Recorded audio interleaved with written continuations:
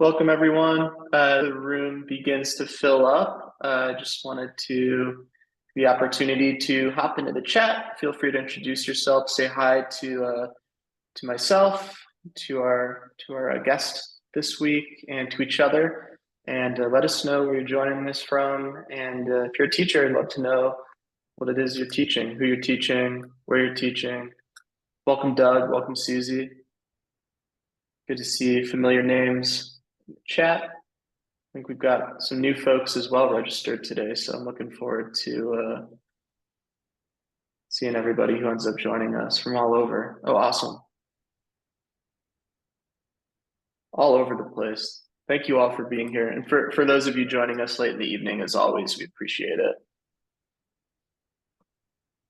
Get started in about 20 seconds or so, just giving a few more participants a chance to join us before we get going.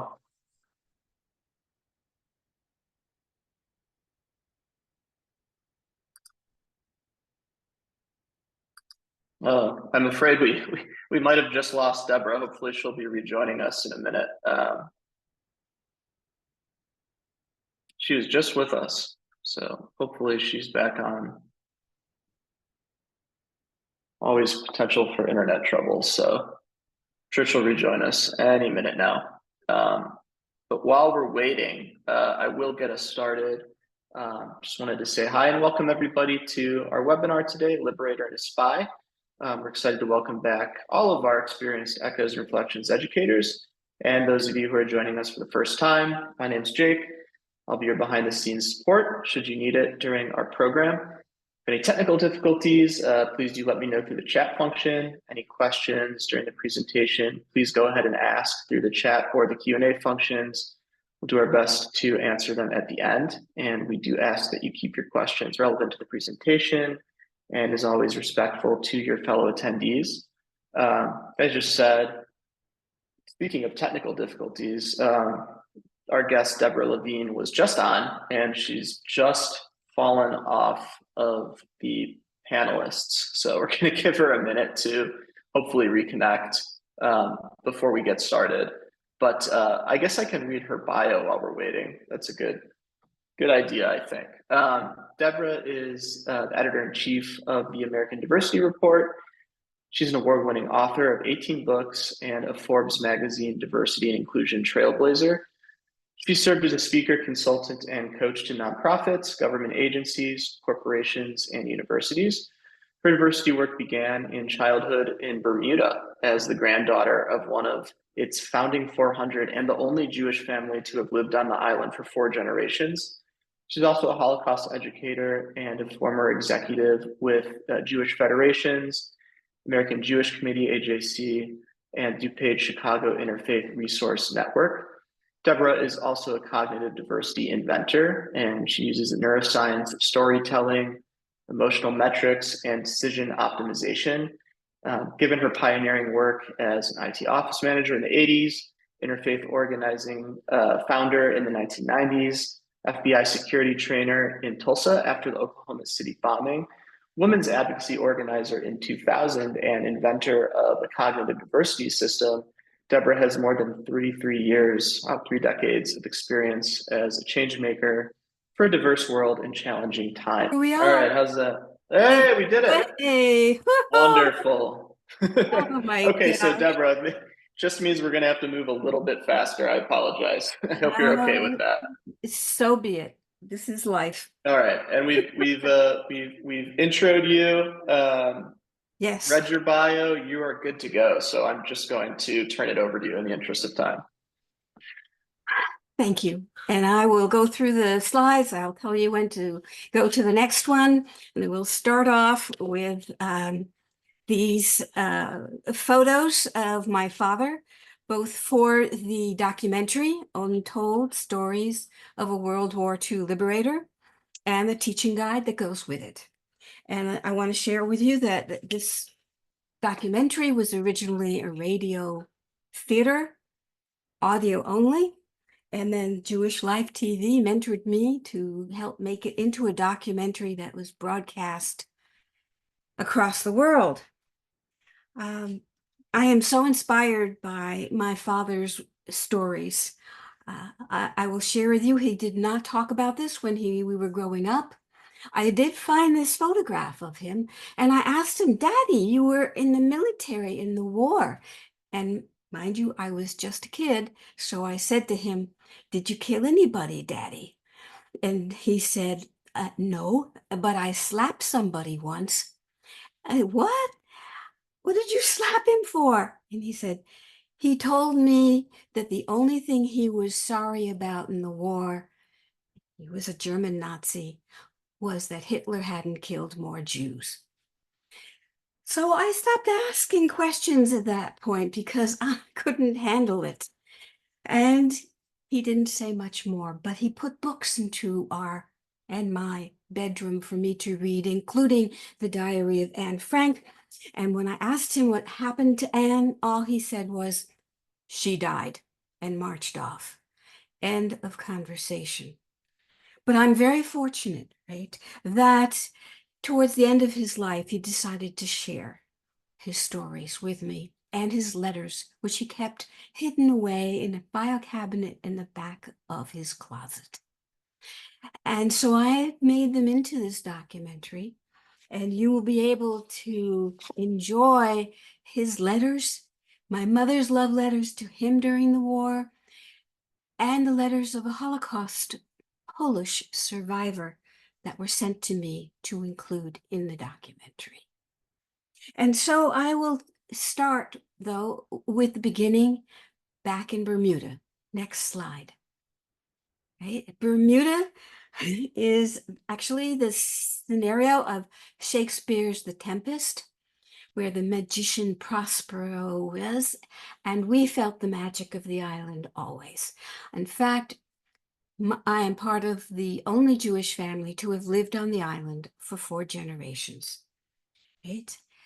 One of the things about the island is that it was also a hub for American and British military operations during World War II. So having the Navy and the Army around us was very normal.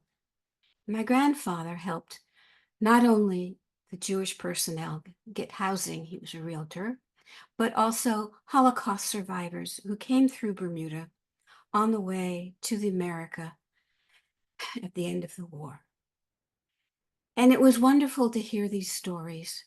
And as a kid, I just thought that was normal. I was the only Jewish little girl on the island.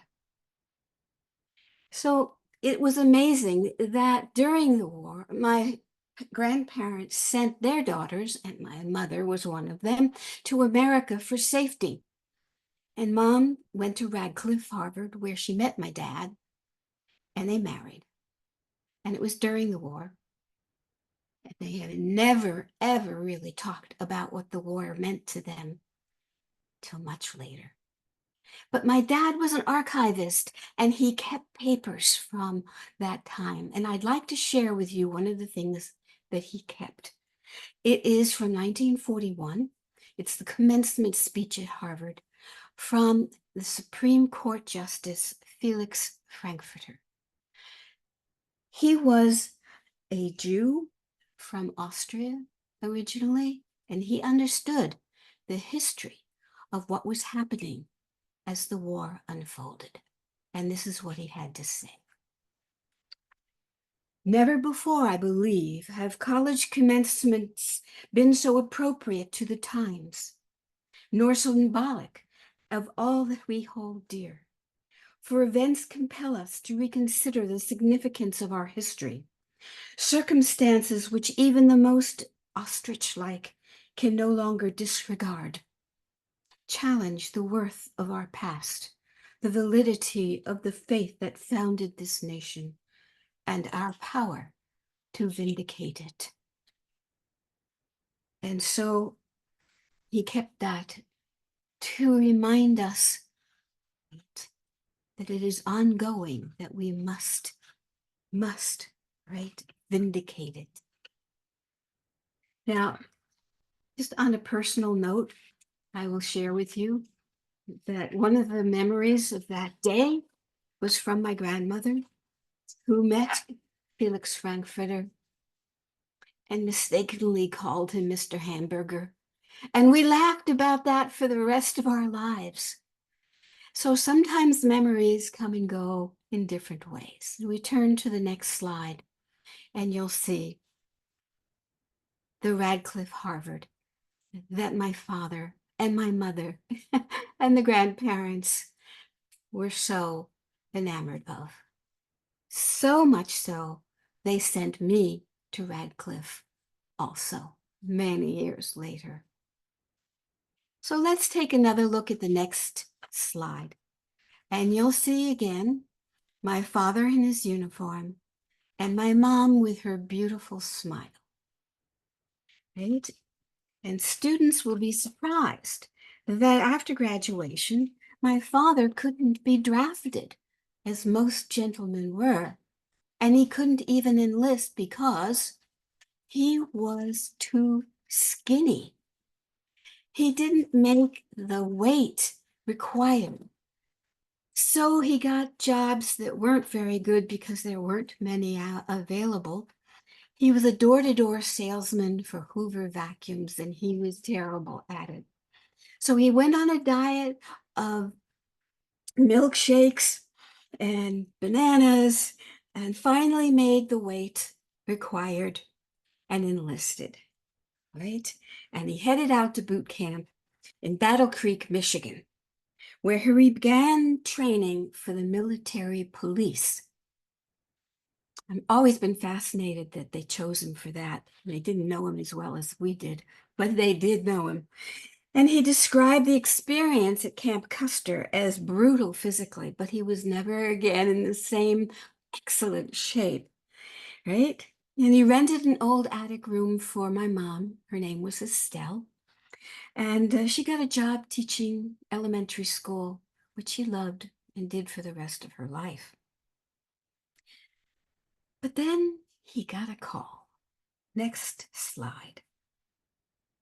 And he said in his writing, there was a sudden call from headquarters to report to Camp Ritchie in Maryland. And Captain Cameron, Harvard Business School grad, and very supportive, said that I was to regard any transfer as absolutely secret. Right? And not until a PBS documentary came out in 2004 was there public knowledge, for the most part, of Camp Ritchie. And the Ritchie boys, as they called them, were young men whose families had fled Germany and had the psychology and the language embedded in them since childhood and knew what to expect more than anyone else. Now, my dad told them that he had acquired German and French in the classroom. His parents actually had immigrated from the Latvia, Ukrainian area, but his commanders didn't care. It was close enough. And so Camp Ritchie it was. So Dad wrote to Estelle this description of the training. Classes consisted of order of battle, interrogation and interpretation techniques, photo interpretation, and plenty of field work, pigeons, radio, and telegraph.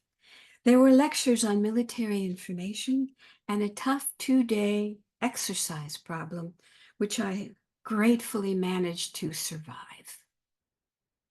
Right? And survive he did, and deployed he was to Europe, specifically in the beginning to England, where he was a chauffeur for generals. I never understood that. But when he took us, and we were teenagers, to see where he had been in an army, he took us first up to Cambridge and where he had chauffeured generals. And one night in the middle of the night, because he was so tired, he unfortunately drove himself into a ditch, broke his arm in several places, ended up in the hospital, and missed the Normandy invasion. Now, I can't say I'm sorry about that because he did survive. And he ended up, though, in France Germany, Luxembourg, Belgium, during the rest of the war. And he was, yes, a spy. He would talk with people, ask, where did you see the Germans last? Where are they now? So that he could report to the military who actually fought what to expect, where to go, where not to go. He was not involved really in the actual firing of tanks and equipment like that. He did write one letter about spying regarding one major invasion in Belgium, I think it was, by the Nazis.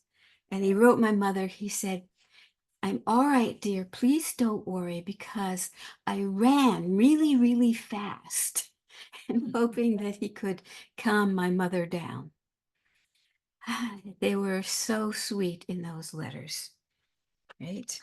But as towards the end of the war, he took on a different role, and that was interrogating Nazi prisoners of war, which is one of the things that the Ritchie boys were really focused on. Right? If you go to the next slide,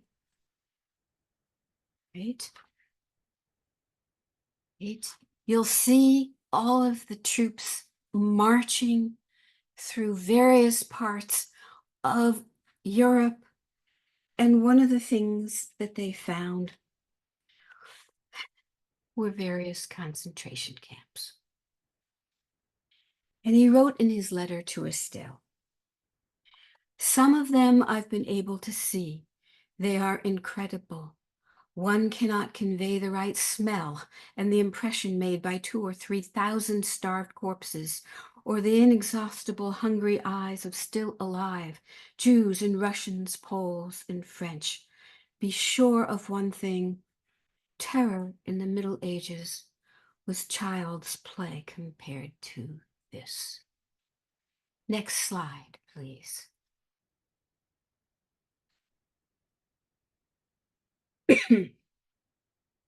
The Polish Holocaust survivor who worked with me, or rather his nurse worked with me to send me his letters,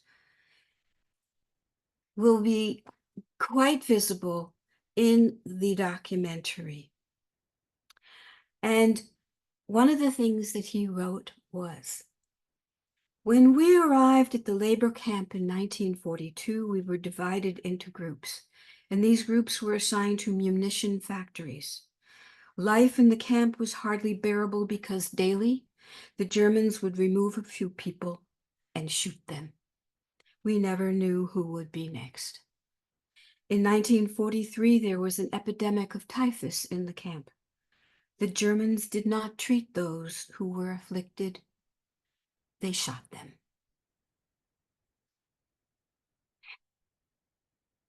It's amazing that this gentleman, his name was Leon Wiesband, survived. And thankfully, he kept his memoirs, and I'm able to put them into this Untold documentary so people can hear his stories personally. Because hearing the first view of it, of what it was like to be in this little Polish village, Zwolen, when the Nazis invaded, it's an incredible education. Next slide. This is my father trying to breathe, and my mother, trying to help him breathe, wrote to him every day. And she would say, "How are things with you? Is it very bad? Is it terribly uncomfortable? Do you work awfully hard? Damn this war anyhow. Aaron, darling, I love you very much, and I can't bear that you should be this unhappy. Aren't you due for a leave? A pass? Furlough? Something by now? Surely you need a break and a change, a chance to rest and relax and get out of Germany for a while. And they ought to do something about it. Shall I write to General Eisenhower? I don't think she ever did. But Dad did get a break. This is Marseille, southern France. He was smoking a cigarette. He did a lot during the war. Just, I don't know, to try and stay sane, along with reading books. And he wrote to my mother about what he was reading, poetry and books. And you'll see behind me, I am my father's daughter.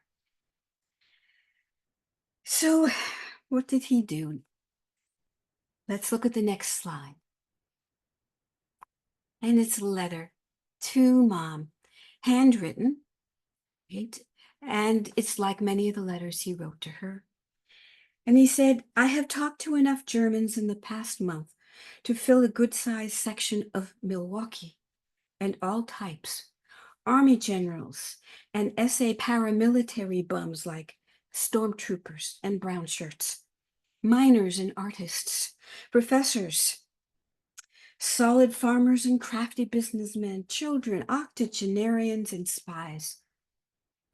Confront them with the truth, and they cannot believe it. An army doctor, a major, once told me that he had been in Russia for a year. He had never once heard of any German atrocities. Oh, yes, they'd hung a few people one night and forgot to cut them down for days, but everything else was just propaganda. Oh, we go to the next slide as the war comes to an end. And every newspaper in the world started to talk about the end of the war, whether it was in Germany or Japan. It had to end. And as the war ended, my father's letters became more direct, pointed, and analytical. And this is one of the things he had to say. I'm gradually getting an idea of the problems in Germany.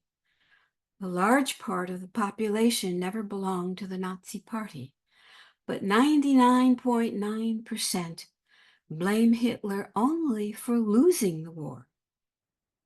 And they seem to suffer no pangs of conscience over the origin of the war or the ideology of the party. They know they are beaten. It's just a risk they took and they lost.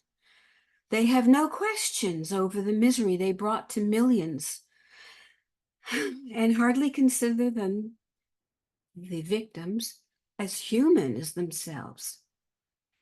And they doubt that Germany even started the war. Years of maleducation kept them ignorant and proud, selfish and egoistic, claiming Germany alone has suffered, and despite her righteousness. My goodness. Go to the next slide and you'll see that Dad did get a medal, a Bronze Star,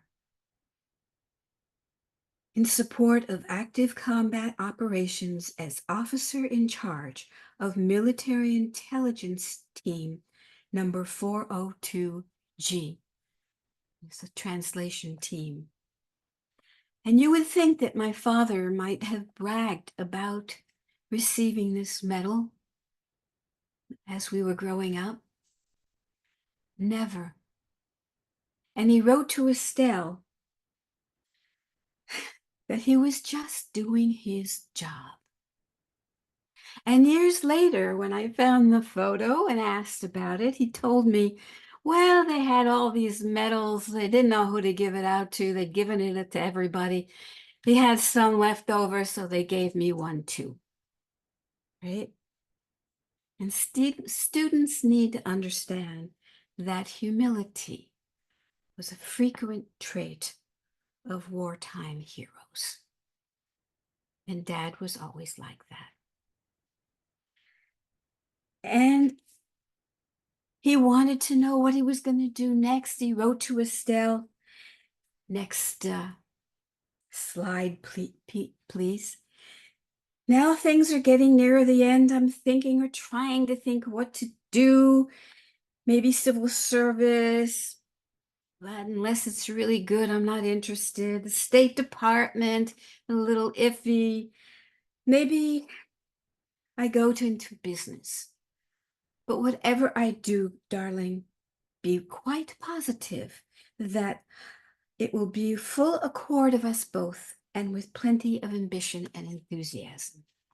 And what you're looking at here is Bermuda's first shopping mall, Stop and Shop.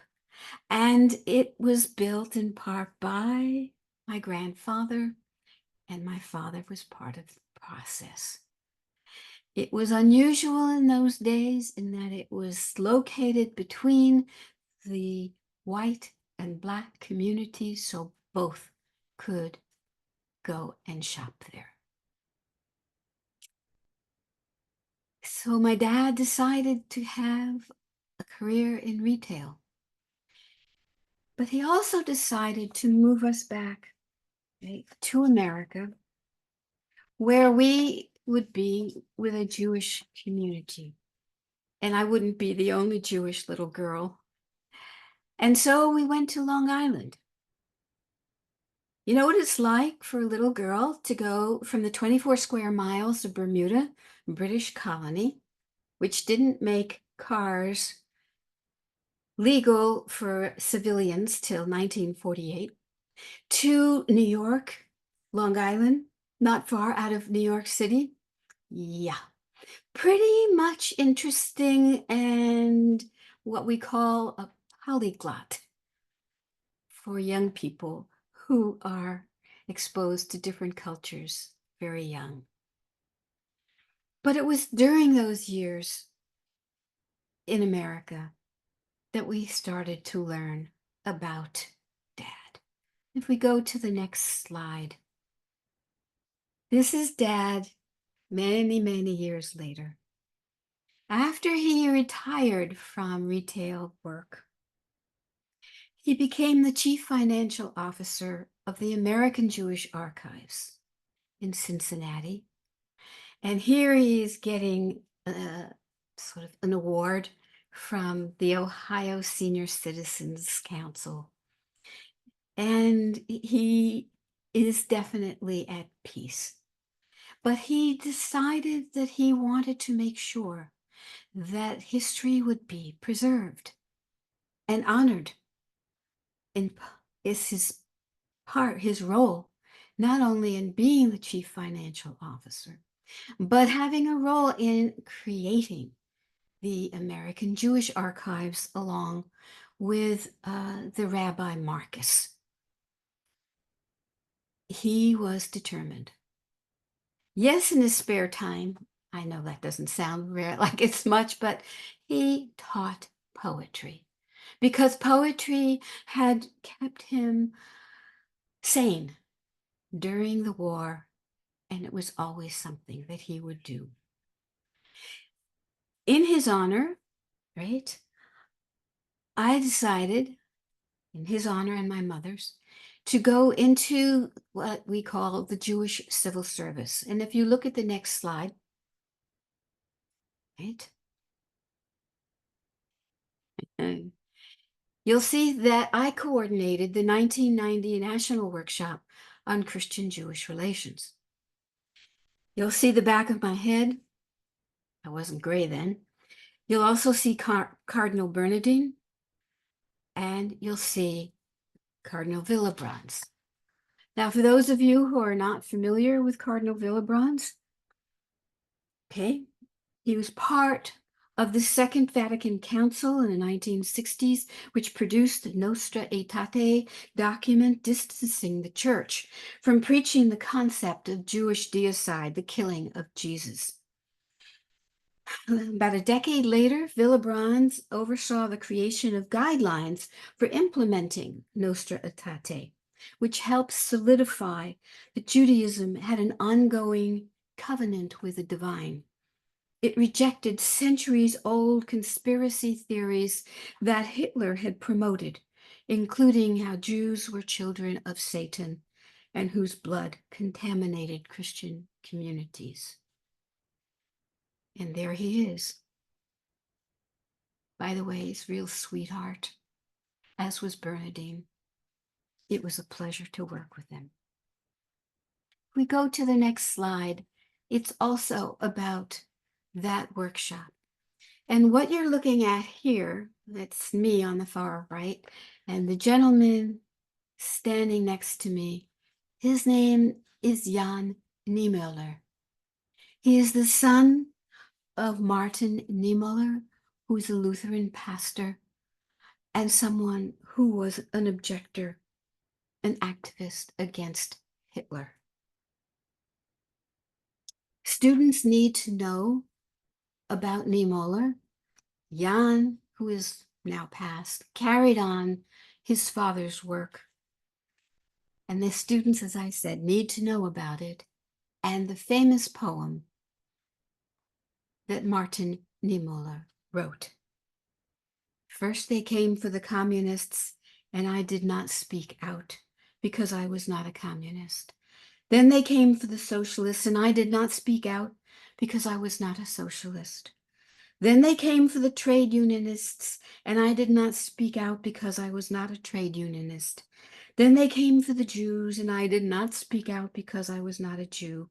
Then they came for me, and there was no one left to speak out for me.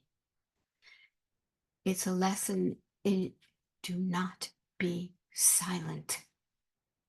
Do not just observe when you see what is happening. You must object. And that was what I did when I moved to Tulsa after the Oklahoma City bombing and dealt with the neo-Nazis there.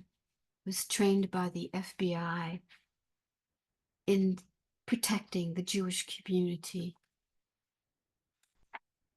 And let's see the next slide. This is where and when Holocaust denier David Irving decided that Tulsa was a good place for him. Now, students need to know about Holocaust denial and about David Irving, who is one of the most famous deniers in history. He arranged for a meeting in a room in a library in the mall in Tulsa under a fake name, called it Native American Constitution Party. And I'll share with you that my friends who were Native Americans were not happy in the least. So I went. My boss, who was like 6'4", said, "You are not going alone." I said, "Okay, come with me." And David Irving held up a letter, and he said, "This letter was written by Hitler, and it says he had nothing to do with persecuting Jews. He really liked Jews. And the only reason that the world doesn't know about this letter is that it was written in an ancient form of German that only he, David Irving, knew." I'm like, what? But everybody who was his fan in the room smiled and nodded and agreed. Very difficult times, and people need to know about it. And by the way, years later, David Irving spent 13 months in an Austrian jail for trivializing the Holocaust.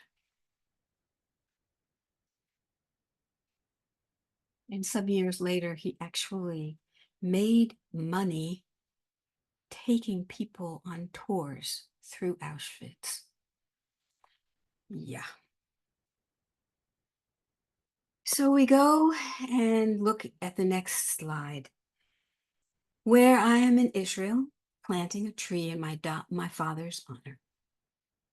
Right? I'm executive director of the Chattanooga Federation, an honor to do so on behalf of the Jewish community. I will share with you that one of the stops on the way to Israel was Uzbekistan to visit the Jewish community there. I got terribly ill, almost died, and was no longer Federation director. But it did give me time to be creative, to go through Dad's letters, to make the documentary, to write the memoirs of his letters, to be what Dad needed to carry on his legacy. And as he wrote, "Let us bother only with love in our striving, no regrets, only thanks. We cannot yield, even if only to count the lilies in the field." That's sort of what I did. And I share Dad's letters and stories to amplify his wartime goals of re-educating, which remain relevant today. This is what he said. "I want to see a complete re-education. A short talk with a boy from Hitler Youth would provide a very clear example. A conversation with a Nazi teacher who claims Germany's right to enter Czechoslovakia because of 15th century tradition would be another illustration.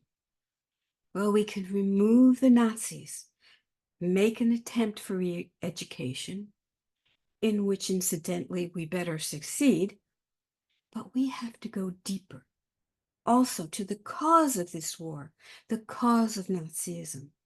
Why did this education arrive here in Germany, and what were its causes?" And I believe in doing what I do, right, that I look at this issue of education and what the Holocaust education role is in it, so that we move forward with a mindset of humanity. And so documentary and its teaching guide is designed to help students learn history from an individual perspective, putting a face to it, and thus having an effective understanding of history. To provide students with the tools to understand the consequences of stereotypes, misconceptions, and generalizations.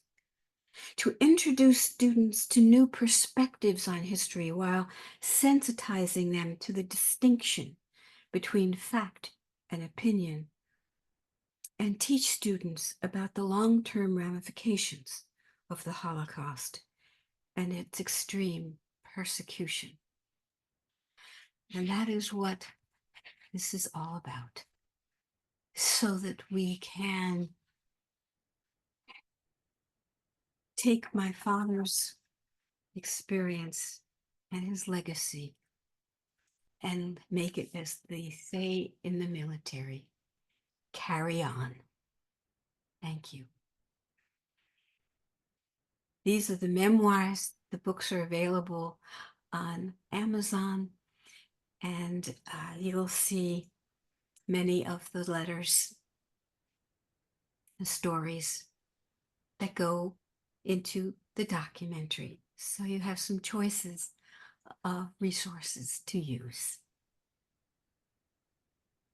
Well, Deborah, thank you so much.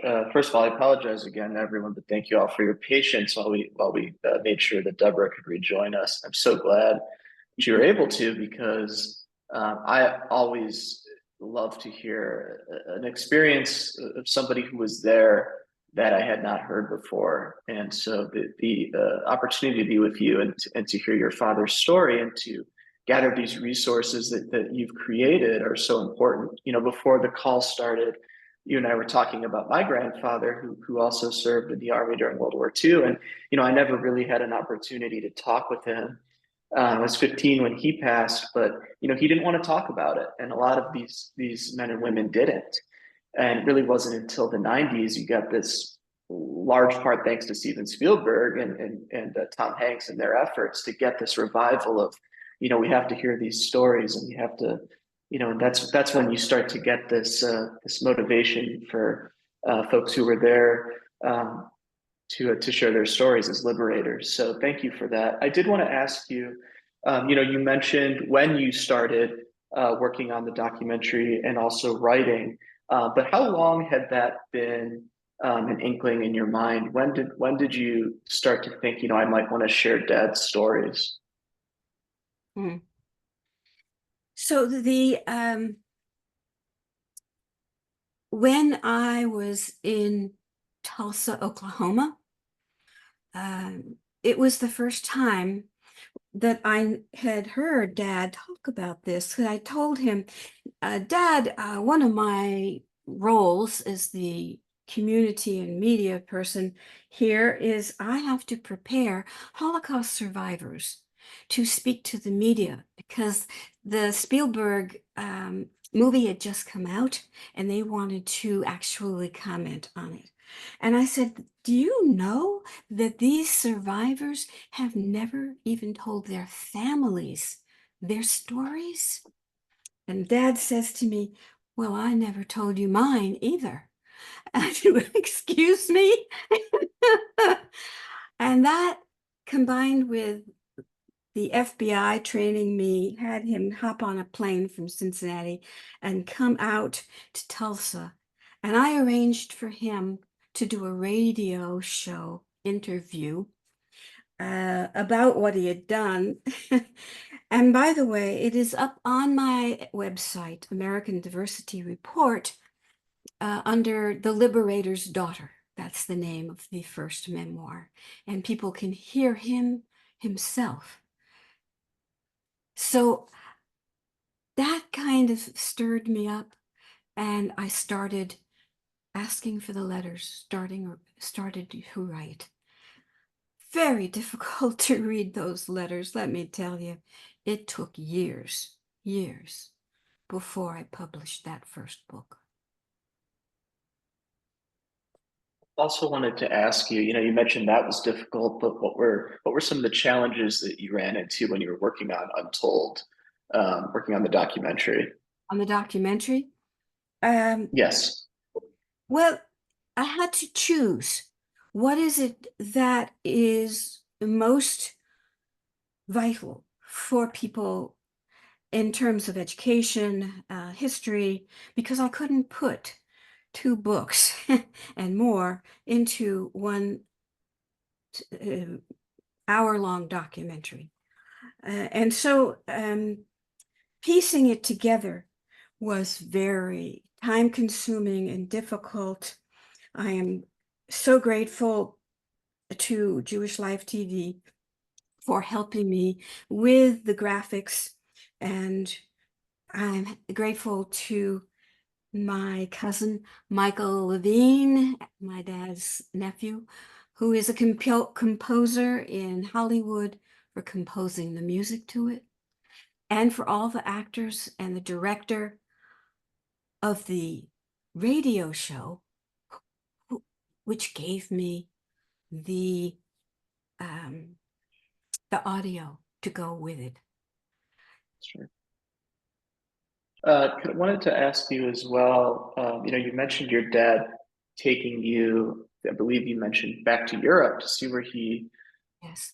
to see where he was deployed, and where he traveled through. Was it difficult for him to go back there? Was that healing for him, or was he somebody who was very comfortable with that experience? And is that when you began to learn about what he did during the war? It was an interesting time to go through England and then through France, to see where he had been, um, and then actually into Italy and Venice to see him talk to survivors. It was difficult for him, but most difficult was the idea of going back into Germany, which he refused to do. He wasn't going to take his kids, his family into Germany. Now, years later, maybe a decade and a half later, He went by himself back to Germany and wrote about it because he wanted to see what was going on, but he wasn't ready yet. He couldn't. He just couldn't. Yeah, that's understandable. I think my grandfather had the same experience when it came to Germany. It's one country he did not want to return to. Um, and you can obviously understand why that would be. But nevertheless, yeah, I think we have time for just a couple more questions. Again, um, is there a way folks can reach out to you if they have additional questions online, or maybe if not, if they want to email questions to us, we can see if there's anything to send along to you. But I don't know if there's a way folks can learn more. Obviously, I'm going to share the links that you provided in the follow-up email that everyone will receive as well. Yes. So you'll have links to more of Deborah's resources there. But I just wanted to check with you if you had any resources in addition that you wanted us to share. Um, the there is a page on the American Diversity Report for Untold Stories of a World War II Liberator. And if you go to that page, you can access the documentary and the training teaching guide, and also links to the memoirs. So that's all there on that one page. Awesome. I just threw that in the chat as well, so folks will have access to that direct link as well. And I did see a question. This is being recorded. I'll clean up some of the introduction to make the recording a little bit shorter, and I'll include that in our recording archive later this afternoon. So wanted to let folks know about that as well. Yes, and Um, Yes, and we do have time for a couple more questions if you're willing, Deborah. I did want to ask Sharon asked a good question. How old was your father during the beginning of the Holocaust? And then I wanted to ask a follow-up on that, which is your father obviously worked in military intelligence. When did he start to have an inkling of what was going on in terms of the Holocaust? so Dad was in his mid-20s when he went to Camp Ritchie and then was deployed into the Europe theater. He started to understand what was going on with the Holocaust when he got to Paris, right? But I will share with you that one of the interesting things about Bermuda, and it being British colony at the time, was that there was access, right, to all of the newspapers that were coming out of Europe. And so the reports were pretty graphic in those newspapers, probably more so than what Americans saw at the time. That's a really good point. I think there's a misconception that folks just had no idea until the newsreels of the camps were coming out in 45. But it's worth noting that the first American newspapers had reports of mass killings as early as 42, before the gas chambers were even really built and operational. Back when the Nazis were shooting a number of people to death, it was being reported, and the news was certainly out there. And I'm sure, obviously your father working, being able to speak the language and being able to interrogate Nazi prisoners probably had advanced warning beyond everybody else. But still, I'm sure hard to comprehend the scale of that brutality. I can't imagine encountering that. Well, Deborah, we do just have a couple minutes left, and again, thank you so much. The timing worked out great.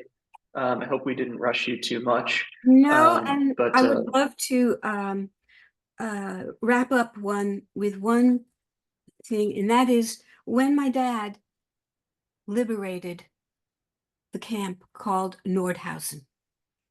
Nordhausen was hidden underground with a cross on the top next to a hospital, as if no one would notice it was anything but medical, right? And he said, Nordhausen was a wreck and also the scene of concentration camp leftovers. We saw over 2,000 bodies in one place. The sight and smell are still with me. And I think that that was part of his life. And I'm grateful that I can do this on his behalf. Yeah. Thank you. I think we all are. I certainly am. And again, grateful for his service and his story and the work that he did his whole life and the work that you've done your whole life as well to share this with everyone. Again, folks, Deborah's resources, linked to her documentary and those books will be shared in the post-webinar email that you're going to receive, as well as links to upcoming programming. Thanks so much for sharing your time with us this afternoon or evening. Deborah and everyone on the call, please do be well and have a great evening. And thank you so much again for being with us. Thank you. And I look forward to hearing from many of you when you have questions. Please look at the contact in the bottom of the page. You can send me comments or questions. Look forward to it. Yeah, we'll make sure that's included in the follow-up resources as well. So thank you all.